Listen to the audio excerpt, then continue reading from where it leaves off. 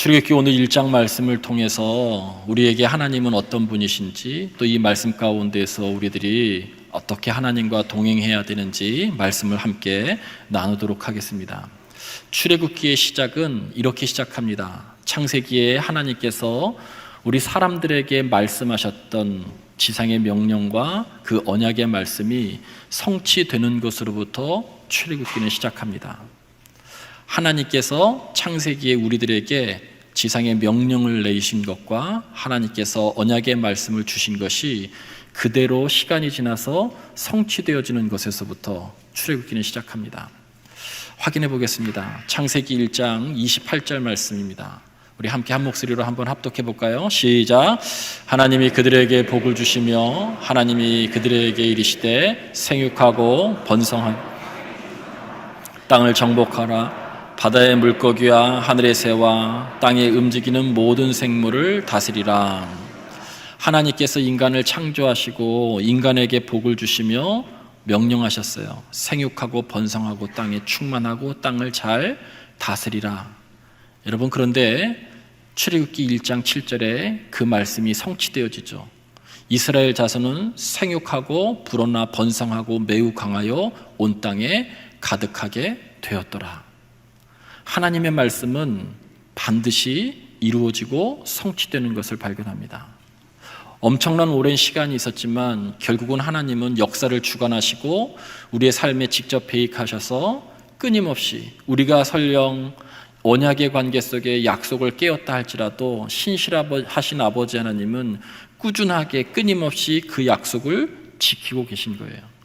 그래서 출애굽기는 이 1장 7절에 이스라엘 자손은 생육하고 불어나 번성하여 매우 강하여져서 온 땅에 가득하게 되었다라고 말씀하고 있어요. 말씀을 이루시는, 약속하신 그 말씀을 이루시는 신실하신 아버지 하나님이시죠. 그 하나님은 이스라엘의 하나님일 뿐만 아니라 저와 여러분의 하나님이세요. 그 하나님은 여러분과 언약을 맺으셔서 여러분도 이와 같은 똑같은 삶을 여러분 삶 속에 살게 하실 수 있도록 여러분을 이끌어 나가고 계세요. 생육하고 번성하고 매우 강하여졌다. 여러분, 이 생육한다라고 하는 것은 히브리어에 파루라고 하는 단어를 쓰는데 풍성하게 결실하다라고 하는 거예요. 우리 인간의 삶으로 보면 자라난다라고 하는 거예요. 자라남, 성장하고 성숙한다는 거예요. 그것이 무엇으로 이루어지냐면 하나님의 축복으로 이루어지는 거예요. 번성하다라고 하는 것은 여러분 그림으로 생각하면 이런 거예요. 호숫가 같은 데 가보면 여러분 먹이를 이렇게 주면 막 물고기 떼들이 와글와글 막 몰려드는 것들 여러분 경험하신 적이 있을 거예요. 그 모습이 번성하다는 거예요. 그냥 수만 많아져서 많아졌다는 그런 뜻이 아니고요. 생명력 있게 확장되는 모습, 생기 있는 삶의 모습, 그러나 수가 그렇게 또 많아지는 모습을 설명하고 있는 것이 번성, 이슈레추라고 하는 그런 히브리어의 단어를 씁니다. 매우 강하여졌다라고 하는 그런 환경이 아님에도 불구하고 강해졌다는 거예요. 생육하고 번성하고 땅에서 충만하고 강하여지는 것, 하나님께서 이 땅을 살아가는 우리 그리스도인들에게 원하시는 삶의 모습이에요. 이것은 그냥 되는 것이 아니에요. 우리가 생육하고 싶다고 해서, 우리가 자라나고 싶다고 해서, 풍성한 결실을 맺고 싶다고 해서 맺어지는 것이 아니고요. 창세기 1장 28절에 보면 하나님이 그들에게 복을 주시며 이르시되, 하나님께서 복을 주심으로 생육하고 번성하고 땅에서 강해지는 거예요. 여러분, 그런데 그 과정 가운데 하나님은 이 뜻을 이루시도록 끊임없이 우리의 삶과 역사 속에 개입하시고 우리의 삶을 이끌고 계시는 신실하신 아버지 하나님이에요.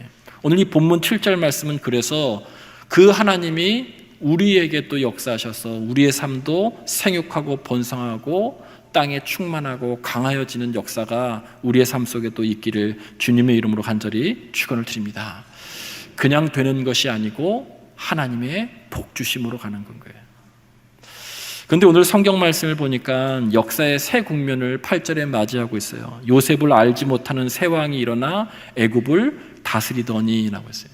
요셉을 알지 못한다라고 하는 것은 표면적으로 이야기하면 요셉의 정책을 거부하는, 시간이 길기는 하지만 새로운 시대가 도래하고 새 정부가 들어서서 예전에 요셉이 했었던 그 정책들을, 요셉이 세워놨었던 좋은 정책들을 거부하는 이라고 하는 뜻이에요. 요셉을 알지 못하는. 그러나 그거보다 더 깊은 뜻은 이것입니다. 요셉을 통해 역사하셨던 하나님을 알지 못하는 새 왕이 일어났다는 거예요. 요셉을 통해 애굽을 주관하셨던, 요셉을 통해 역사를 주관하셨던 그 하나님을 알지 못하는 새 왕이 일어나 통치하게 됐어요. 결국 하나님을 알지 못하는 새 왕이 들어서자 인간에게, 이스라엘 백성들에게 고통이 임하기 시작한 거예요. 여러분, 이것은 단순한 말씀이 아니고요, 결국에 하나님을 알지 못하는 것이 우리 인생의 근본적인 고통의 원인이다라고 하는 것을 말씀하고 있어요. 우리에게 고통이 찾아오는 것, 고난이 찾아오는 것, 여러 가지 이유가 있어요. 여러분, 고난이라고 하는 것이 여러 가지가 이유가 있죠. 우리의 죄의 축적이 고난일 수 있어요. 고통일 수 있어요. 우리의 반복되는 죄 때문에 결국 그 결과물로서 우리들에게 고난과 고통이 오기도 합니다. 때에 따라서는 알 수 없는 시련이 우리들에게 고난과 고통이에요. 그러나 이런 모든 것들을 다 제하고 나서도 여러분, 가장 근원적인 인간에게 오는 고난과 고통의 근원적인 이유는 하나님을 알지 못하는 데서 오는 거예요. 하나님을 알지 못하기 때문에, 하나님으로부터 떠나 있기 때문에 우리에게 실존적인 고통이 오는 것입니다. 여러분, 성경에서 한번 확인해 볼게요. 출애굽기 5장 1절 2절 말씀입니다. 한 목소리로 크게 우리 합독합니다. 시작. 이스라엘 하나님 여호와께서 이렇게 말씀하시기를 내 백성을 보내라. 그러면 그들이 광야에서 내 앞에서 절기를 지킬 것이니라. 바로가 이르되 누구이기에 내가 그의 목소리를 듣고 이스라엘을 보내겠느냐. 나는 여호와를 알지 못하니 이스라엘을 보내지 아니하니라. 새 왕의 이야기예요. 나는 여호와를 알지 못하니. 여호와를 알지 못하는 새 왕이 들어서서 이스라엘 백성들에게 고통이 임한 것이죠. 그리고 고통의 근원이 그렇다는 것을 성경에서 말씀하고 있어요. 바로는 창조주 아버지 하나님을 알지 못했어요. 바로는 선하신 아버지 하나님을 알지 못했어요. 그래서 백성에게 고통이 오는 것이죠. 우리 현실의 삶도 똑같습니다. 하나님을 알지 못하는 통치자가 들어서면 결국 우리들에게 고통이 구조적으로 임할 수밖에 없는 것입니다. 근데 바로만 알지 못했던 것이 아니에요.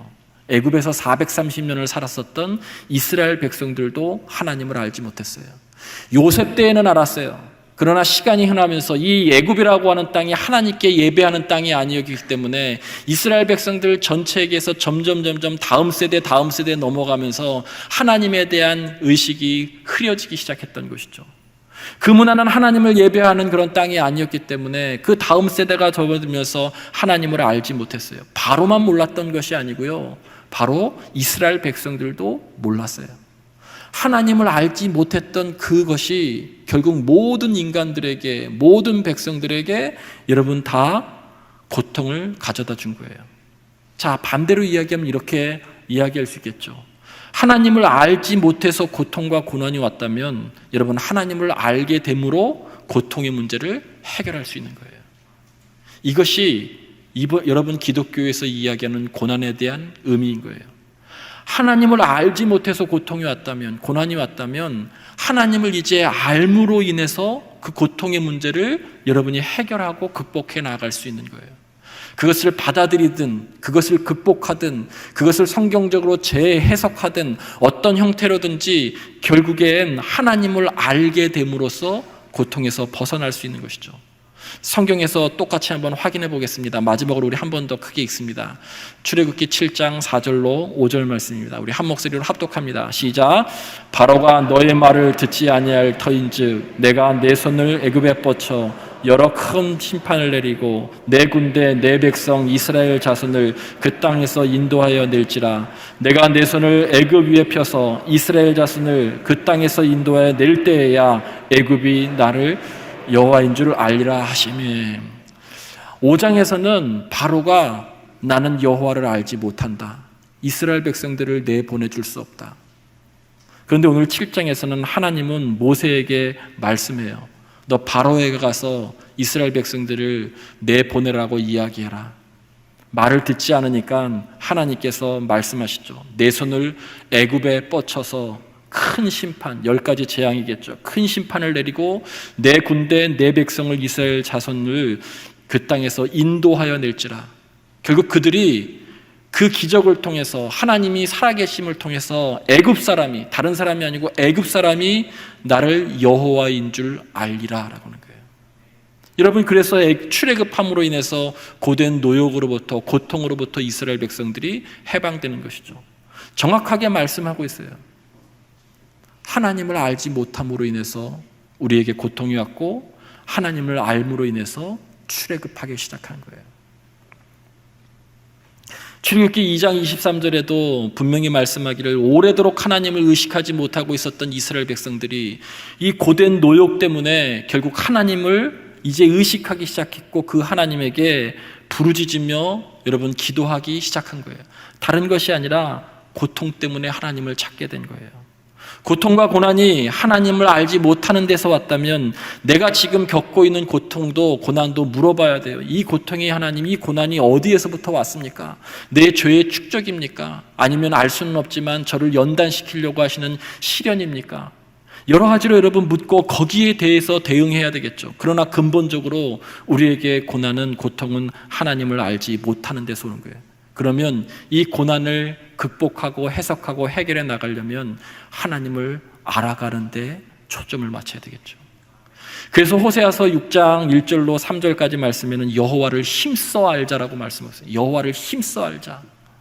하나님께서 우리를 찢으시기도 하고 도로 낮게도 하시고, 하나님이 우리를 치시기도 하시고 우리를 싸매 주시기도 하는데, 그 하나님이 그렇게 하시는 이유를 힘써 알자. 이유가 있을 것이다. 그 하나님을 아는 것, 그것이 고난과 고통을 여러분 해석하고 극복하는 길이라는 것이죠. 요한복음 17장 3절 말씀에 영생은 곧 유일하신 참 하나님과 그가 보내신 아들 예수 그리스도를 아는 것이라는 게, 아는 것. 여러분, 하나님을 알 때에 인생의 방향을 알 수 있는 거예요. 왜 그러냐면 그분이 우리를 창조하셨기 때문에 그래요. 하나님을 알 때에 우리에게 고난의 의미가 어떤 것인지 알게 되고, 그분을 알고 찾을 때 비로소 여러분 우리 이 고난을 어떻게 대처해야 되는지 신앙적인 의미도 알게 되는 것이죠. 이것이 신앙인들이 가져야 될 고난에 대한 자세예요. 순례자는요, 인생의 길에서, 인생의 길을 걸으면서 자신의 근본과 자신의 소명과 자신의 한계를 여러분 의식하는 사람들이에요. 우리가 자꾸 뭘 많이 안다라고 그렇게 생각하지만, 그러나 우리는 아는 존재가 아니고요, 사실은 찾는 사람이에요. 찾는 사람이 되는 것이 순례자의 길이에요. 고난은 때로는 우리를 하나님을 찾게 하고 참 생명이 무엇인지 알게 해요. 그래서 하나님을 찾는다는 것은 하나님을 아는 거예요. 여러분이 고난을 극복하려고 하는 것은 어떤 마인드 컨트롤로 되는 것이 아니고요, 우리의 인생을 주관하고 계시는 하나님을 아는 것, 그것이 여러분 고난을 극복하는 가장 좋은 방법이에요. 하나님을 알아가시는 것에 집중하시는 우리 모두가 되기를 주님의 이름으로 간절히 축원을 드립니다. 오늘 본문 말씀에 또 한 가지 우리들에게 하나님에 대해서 말씀하고 있어요. 인간의 지혜가 하나님을 이길 수 없다는 거예요. 10절 말씀에 보면 날마다 번성하고 강성한 이스라엘 백성들을 억압하기 위해서 인간의 묘락을 여기서 만들어내죠. 10절 말씀에 보면 자, 우리가 모여서 지혜를 만들어 보자. 저 이스라엘 백성들 번성하고 강성하는데 어떻게 저들의 싹을 죽일 수 있을까? 우리가 한번 지혜를 모아보자. 여러분, 출애굽기 1장에 번성함과 강성함이라고 하는 이 표현을 4번에 걸쳐서 반복하고 있어요. 7절과 9절과 12절과 20절에 나와요.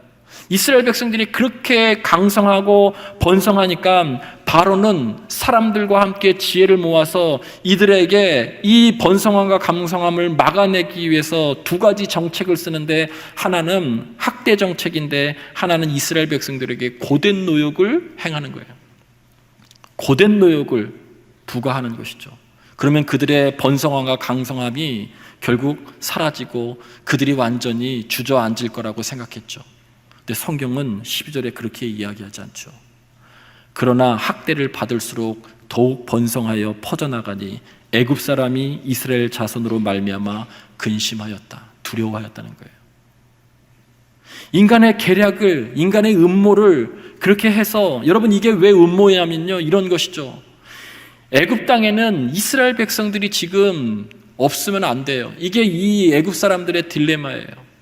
표현이 좀 좋지는 않지만 여러분, 우리나라 지금 한국 땅에서 가장 힘들고 어려운 3D 업종은 다 외국인 노동자들이 하는 거예요. 그들은 강성하면 안 되고, 이 애굽으로 지금 치면 우리가 그런 사람들이죠. 이스라엘 백성들이 없으면 안 되고 있으나 강성하면 안 되는 거예요. 이해되시죠? 그런 딜레마예요. 그래서 지혜를 모은 거예요. 이들이 있기는 이때 번성하지 못하게끔, 이들이 있기는 이때 강성하지 못하게끔 지혜를 짠 것이 두 가지 여러분 정책인데, 고된 농역을 가해서 그 강성함과 번성함을 막아보려고 했지만 학대를 받을수록 더욱 번성했다는 거예요. 하나님이 결국 이들과 함께 하시기 때문에 그래요. 인간의 음모, 인간의 지혜로 아무리 하나님의 약속을, 그 성취를 막아보려고 하지만 그렇게 못하고 있는 것을 발견해요. 또 한 가지의 정책은 뭐냐면, 태아가 태어나면 그 남자 영아를 다 살해하는 정책이에요. 생명 말살 정책. 근데 여러분, 이 정책을 펴서 안타깝게도 수많은 영아들이 살해되기는 했지만, 반대로 이스라엘의 백성을 이끌 지도자 모세는 애굽의 왕궁, 가장 안전한 곳에서 보호받고 성장하는 꼴이 됐어요. 엄청난 역설이죠. 더 누르면 누를수록 더욱 강성해졌고, 그들을 죽였는데 그들을 이끌 민족의 지도자가 그들의 가장 안전한 왕궁 한복판에서 성장하고 있는 거예요. 인간의 지혜의 한계인 것이죠. 잠언서는 그것을 명확하게 두 번에 걸쳐서 말씀하고 있어요. 잠언서 16장 9절 말씀에, 사람이 마음으로 자기 길을 계획할지라도 그 길을 인도하시는 분은 여호와시니라. 잠언서 19장 21절에도 사람이 마음으로 많은 계획이 있어도 하나님의 뜻만이 온전히 서리라 라고 말씀하고 있어요. 여러분, 사람의 지혜를 의지하시겠어요? 아니면 하나님의 지혜를 의지하시겠어요? 우리가 하나님을 철저하게 의지하면서 이 땅을 살아가야 될 이유가 여기 있어요. 하나님을 의지하는, 하나님의 그 지혜를 의지하는, 하나님의 말씀을 의지하는 그 사람들, 반드시 하나님께서 세상의 어떤 악한 환경이 그들을 누르고 그들의 강성함을, 우리의 강성함을, 우리의 자라남을, 우리의 번성함을 막으려고 한다 할지라도 우리들이 하나님을 의지하는 한 우리는 계속 생육하고 번성하고 땅에 강해질 거예요.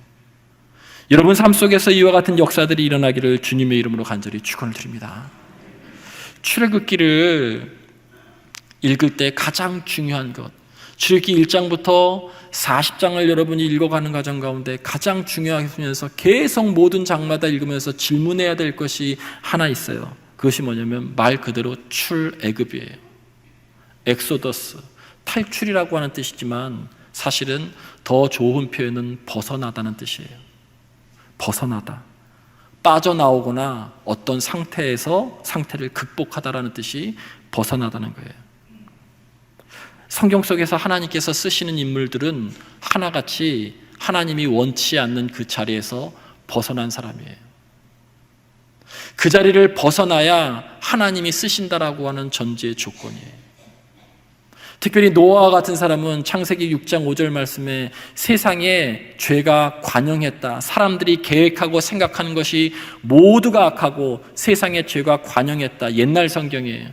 여러분, 옛날 성경을 읽을 때 관영했다라고 표현해요. 지금은 그냥 가득했다라고 표현하는데, 관영할 때 이 관자는 한자로 거느릴 관자, 꿰일 관자를 써요. 영은 가득하다는 거예요.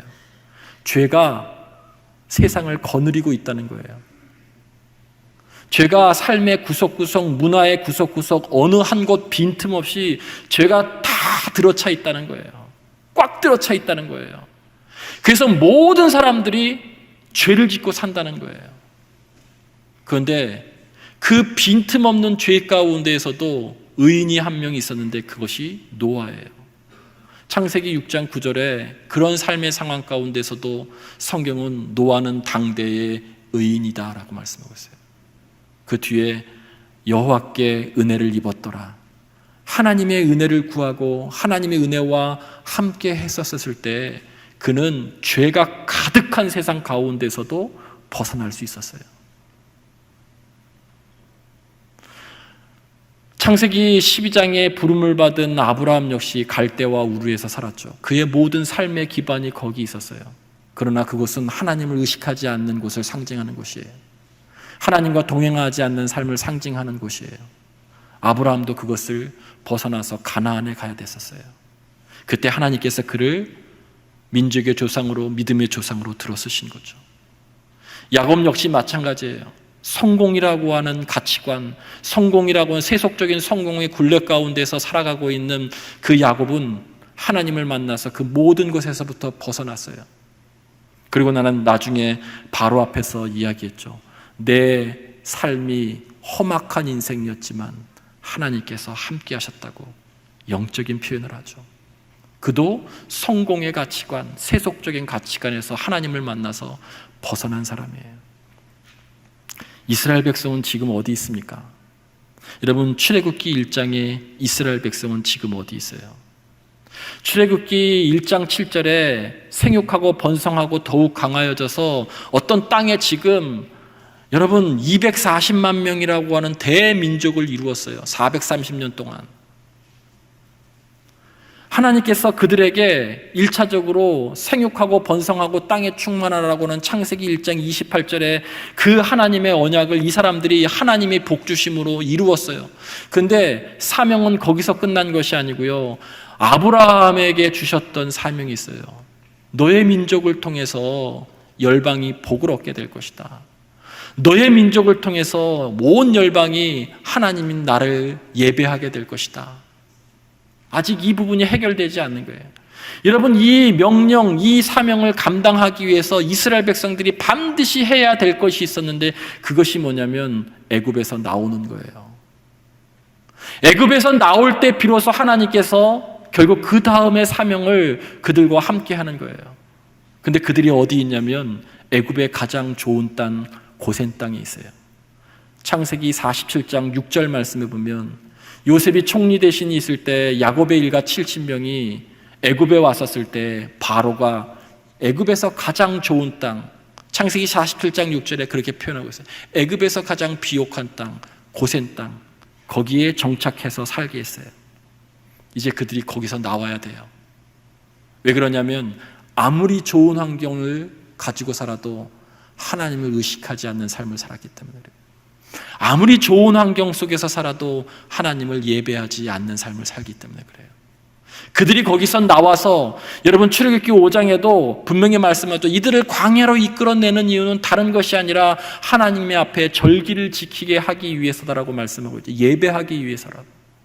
이들이 다시 하나님 앞에 예배하는 모습을 보고 온 열방이 또한 하나님을 예배하기 위해서, 그것이 진정한 복이기 때문에 그들의 예배드리는 모습, 그들이 복으로서 사는 그 모습을 통해서 세상 사람들이 정말 복받는 삶을 살도록 하나님이 선택하신 사명, 제사장적인 사명이 있어요. 그 사명을 감당하려면 반드시 고센 땅을 나와야 돼요. 아무리 좋은 환경이라 할지라도. 여러분, 우리에게 적용해 봤으면 좋겠어요. 우리는 지금 어디 있습니까? 여러분, 그것은 단순하게 장소를 이야기하는 것이 아니에요. 출애굽은 장소를 의미하는 것이 아니에요. 애굽에서 가나안으로 장소를 이동하는 것을 의미하는 것이 아니에요. 출애굽은 삶의 방식을, 변화를 의미하는 것이고, 가치관의 변화를 의미하는 것이고, 내면의 이동을 의미하는 것이고, 우리의 정신의 이동을 의미하는 거예요. 먼저 묻고 내가 어디에 있는지, 어떤 영적인 상태인지 여러분 묻고 스스로 답하고 주님의 도우심을 구하며 그곳에서 벗어나서 새로운 삶을, 영적인 삶을, 생명 있는 삶을, 여전히 생육하고 번성하고 땅에 충만하여 강한 그리스도의 백성으로 살아가는 우리 모두가 되어지기를 주님의 이름으로 간절히 부탁을 드립니다.